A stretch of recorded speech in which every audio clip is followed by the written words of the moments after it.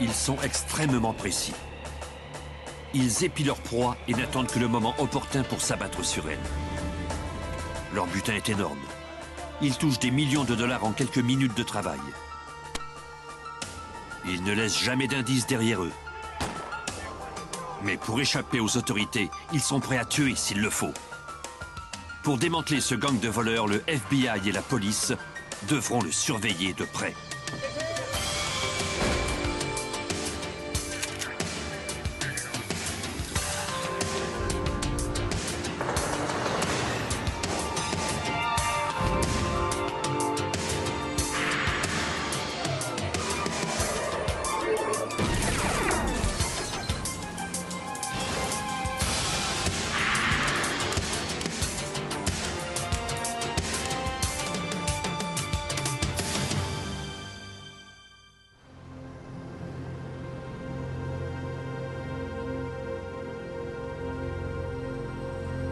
Il était presque 8 heures du matin le 22 décembre 1987, près de Boston, au Massachusetts.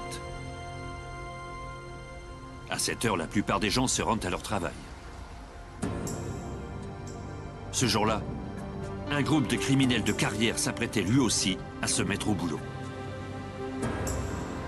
Leur cible se trouvait à Wemont, à 30 km au sud de Boston.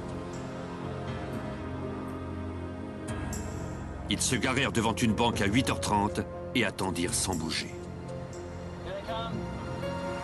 Ils n'attendaient pas l'ouverture de la banque.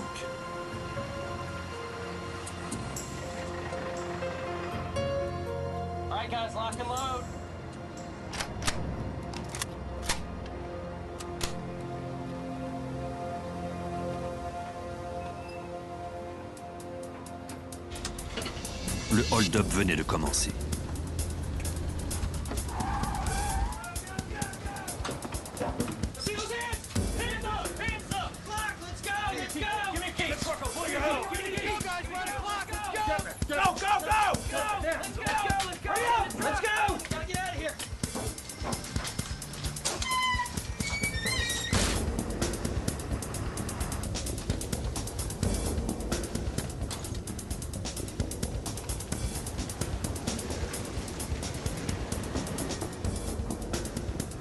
Put your hands up!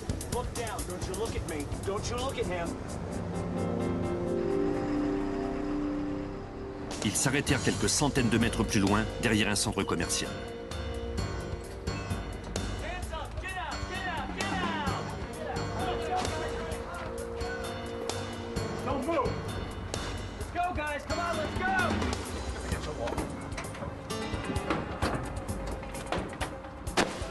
Come on, guys, let's go!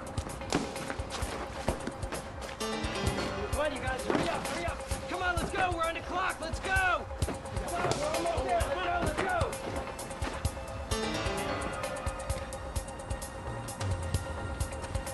Les hommes prirent la fuite avec plus d'1 million de dollars. Il s'agissait du plus important vol de fourgon blindé de toute l'histoire du Massachusetts.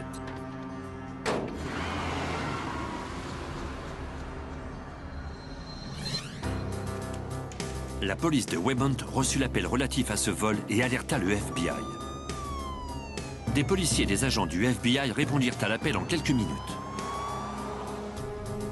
L'agent spécial Jim Crawford du FBI fut parmi les premiers à arriver sur la scène du crime.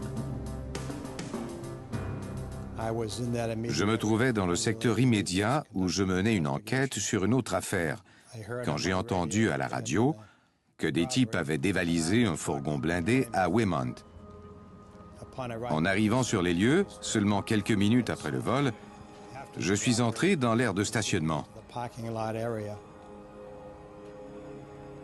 J'ai constaté qu'il y avait plusieurs sacs d'argent par terre, que les voleurs n'avaient pas pris. C'est ce qui m'a frappé le plus en arrivant. Pendant que les enquêteurs examinaient la scène du crime, ils apprirent qu'une camionnette bleue correspondant à la description du véhicule des voleurs était en flammes.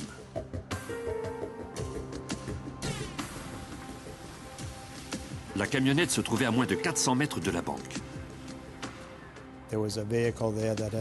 Ce véhicule était la proie des flammes depuis une bonne dizaine de minutes. Et il n'en restait pas grand-chose. On n'a pas pu trouver son numéro d'identification ni d'indice à l'intérieur.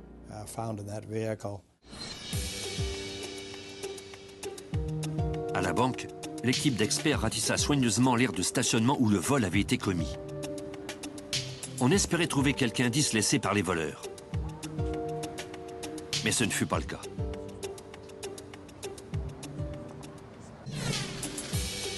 Les experts examinèrent également le fourgon blindé. Mais sans plus de résultats. Le conducteur du fourgon et son coéquipier déclarèrent aux agents qu'ils n'avaient pas pu voir le visage des voleurs parce qu'ils portaient des cagoules.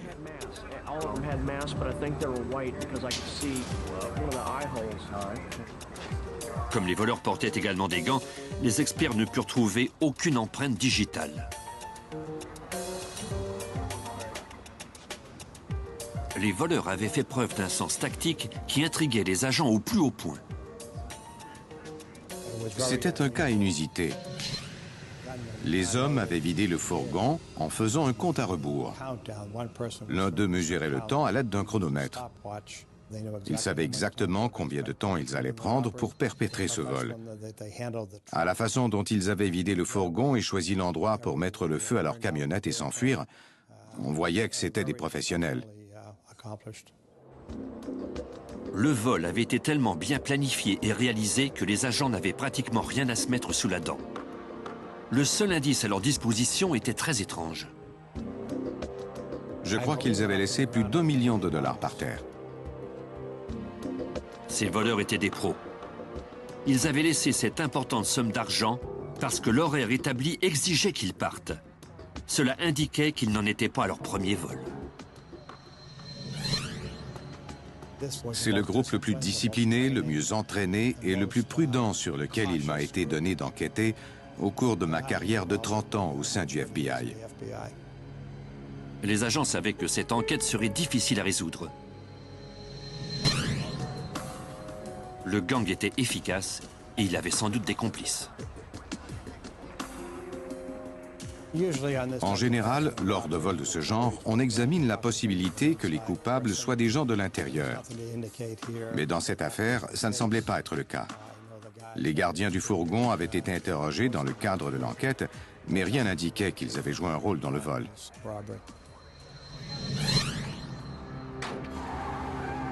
La précision des voleurs de Weymouth rappelait à l'agent Crawford une série de vols perpétrés 10 ans plus tôt par le légendaire criminel de Boston, Richie Harold.